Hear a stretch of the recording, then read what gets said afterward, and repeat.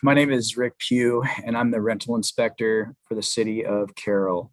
We'll try not to take too much of your time today, but we wanted to give you guys the chance to hear from us and have a conversation about what the inspection program will look like and how the process may go. We have Mike Hoagie Weaver, the city manager, with us today, and Greg Schreck, the fire chief, as well.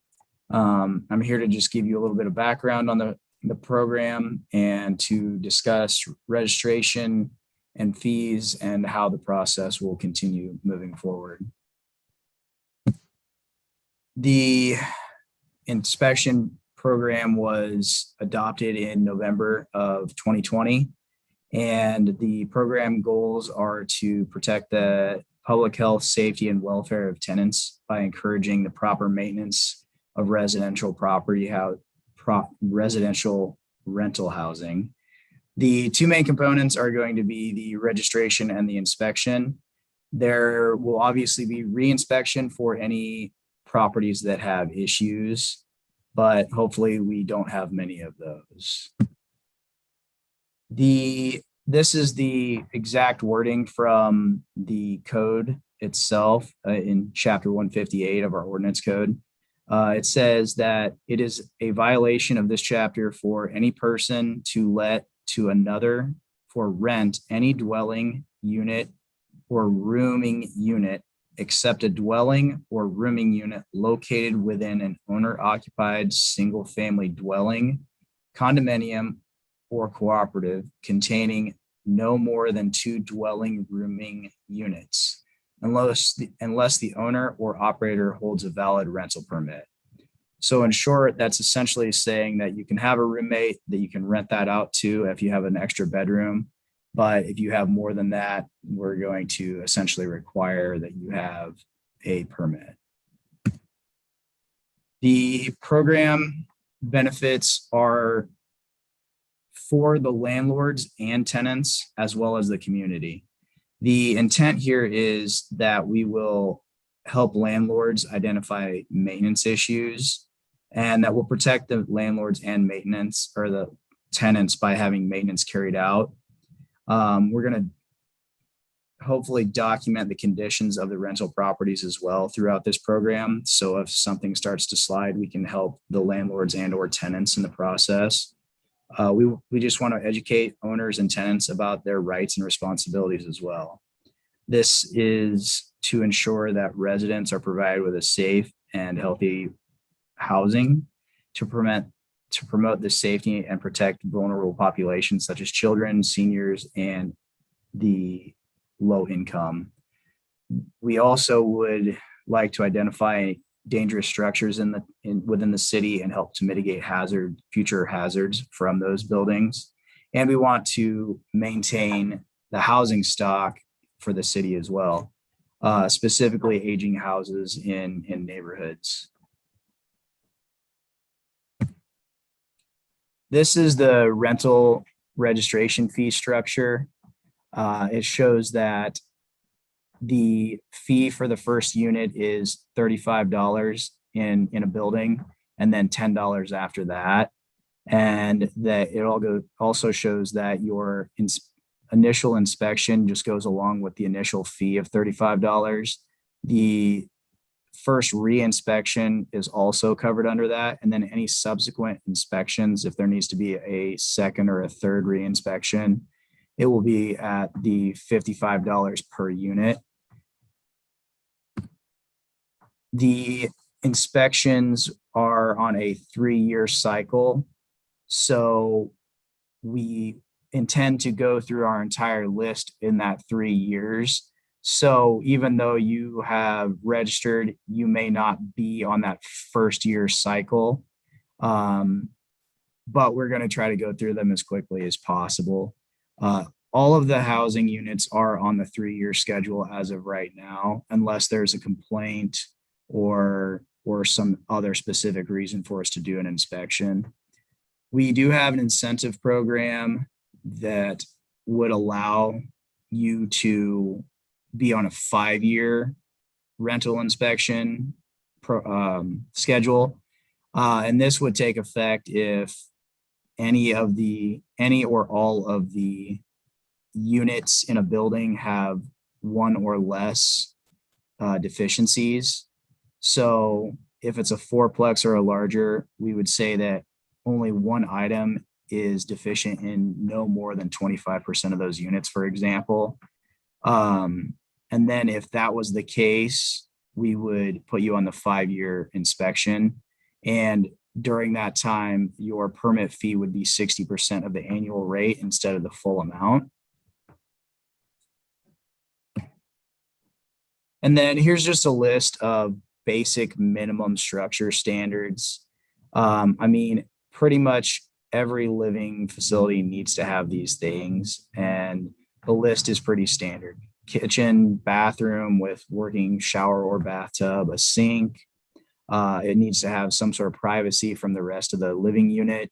We require a water heater, a water or sewer connection, 2 exits, 2 viable exits, ventilation, heating, electrical, direct access, meaning that you don't have to go through some other person's living area to get to it. So if it's an apartment building and there's a hallway, that doesn't count. That still counts as direct access. We do require lighting of all public halls and stairways. We need a fire extinguisher, smoke detectors, and a carbon monoxide detector if there is gas piping in the unit. And then to go along with the standards or the minimums, here are like common violations that are basically a mirror of that. There are a number of units that don't have GFI outlets in the bathroom or kitchen. There are some units that don't have smoke detectors yet. And they're also missing the carbon monoxide detectors, like we mentioned. Some units don't have fire extinguishers yet.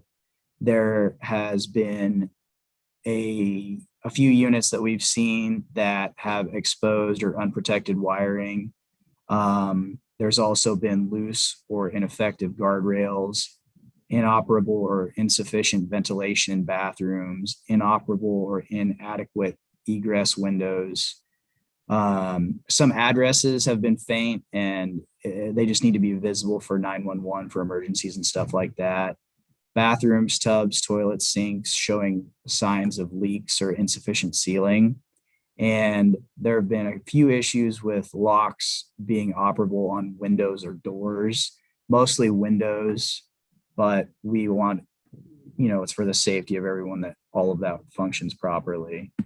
There is a violation notice process and appeals. So once the inspection takes place, there will be a process where I come back and I go through everything, and then I will send out, or I will contact the landlord or property manager with the violation notice and let everyone know how it went, basically. And during that time, the landlords will have 30 days to repair or handle any violations. If they are larger issues, we may have to handle that a different way, but as of right now, the code says 30 days. There's an appeals process that needs to be received by the housing appeals board within 7 days of when you receive the written notification. So if something you have a huge issue with it and you just disagree entirely, you can always appeal that issue. But the appeals issue will be limited only to the repairs. It's not just to complain about the rental program in of itself. So that was the basic overview of everything. And I apologize if I ran through it too quickly, but I just wanted to have a short slideshow and get that information out there. And we're open to questions if anyone has any questions about the process. When you go to schedule these, how much notice will we get? Because we got to line it up with the tenants as well to get into them. So far, the way I've been handling it is I just contact landlords. I've got a pretty lengthy list, and I've just been going down it, trying to contact individuals as I go. I'm giving everyone a pretty open-ended time frame as of right now. Okay. Simply because I do know that certain landlords have a number of properties, and I'm not going to push you to, get in there. If I call you on a Wednesday, I'm not going to push you to have everything ready to go by a Friday. Okay. Especially with this first round, I'm giving everybody the chance to take care of anything that they might see as a deficiency, or that if they've hopefully read the checklist and stuff like that, or looked over the code, I'm giving everybody the chance to upgrade or update or change anything that they feel needs to be changed. And then I'm happy to revisit, setting something up within, I've been giving people up to a month before I even call them again. It just depends on how much time some people think they need. Okay, thank you. Yep.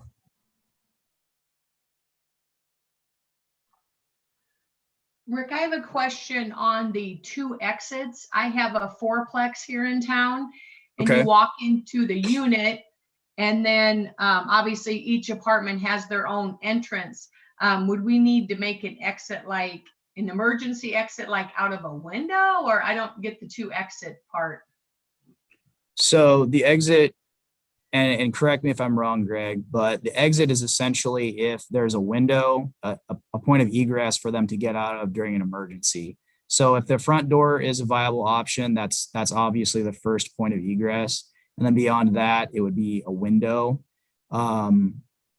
So yeah, I mean, you don't have to do anything to make it another option. It's just this is their out, their potential way to get out of a burning building or something. Okay, That so sound they about can, right, Greg?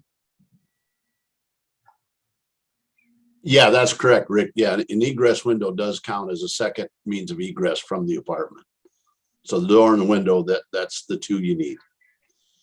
thank you. There are certain requirements on the egress window, but it's Yeah. a little less restrictive than the new building code. But we'll work with you on that. And if we're in the ballpark for the emergency egress window, we'll count that as a valuable second option. So.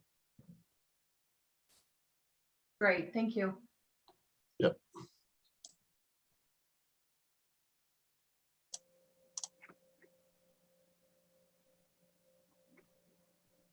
Do we have any other questions? One thing I would just pause for a second and point out, we do have some information on our website, and I'm going to pull it up here just so people can take a chance to look at it here. But if you go to our city website, which is cityofcarroll.com/rental-housing-code, so you can see that up here. We do have a lot of information that's available on our website about the rental housing program. And down here, you can actually get a full copy of our rental housing code, our full city code. You can see the fee schedule, a registration form, but we also have on here a rental housing property maintenance guide. And that is really a guide that it kind of talks about some of the more common things that will be reviewed during these inspections. And again, it's one of those things we want to be helpful for people so that they can have a little bit more about what's going to be looked at, what are the different code sections. So, certainly encourage people to take some time, go up to that website and download the information. I mean, one of the things I think, especially with Rick, is, we don't want to play a got you. We want to be an open book, get people the information that they need.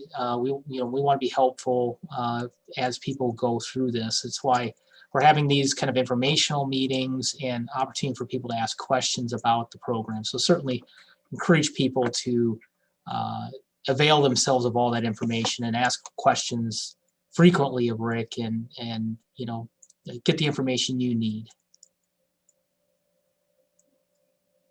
Yeah, and to piggyback up what Mike said, I'm available all day. as long as I'm in the office, not doing an inspection, you guys are always welcome to call or email. And my information is on the website now, isn't it, Mike? I It didn't is. double check Yep. that. It's all Okay, up yeah, there now. it is. Yeah, so any landlord or anyone can get a hold of me with questions at any time. I'd be happy to answer questions. Like Mike said, we're not out to get you guys. This isn't a, hey, we got you in the midst of, being a slumlord or something. That's not the intent. We don't want anything like that. We're just trying to help everyone here.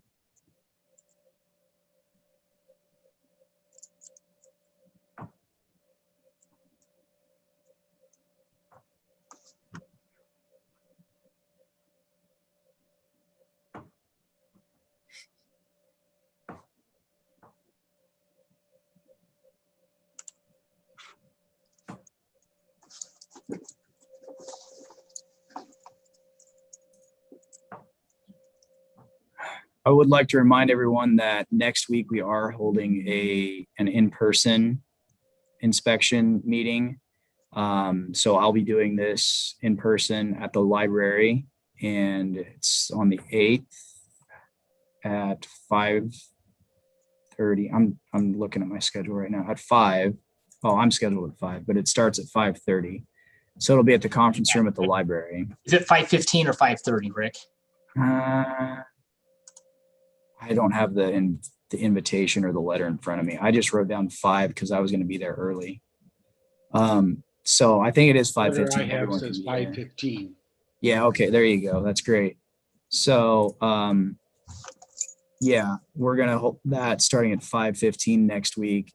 And I'll be there in person to answer any more questions that anyone has and give this presentation again, and just try to help talk with people and get out there with the community.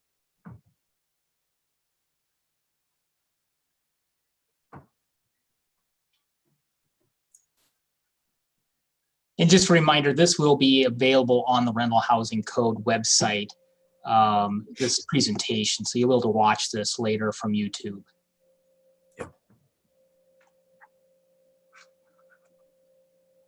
Great. Thanks for the information. I appreciate it. Yeah, no problem. Thank you for joining.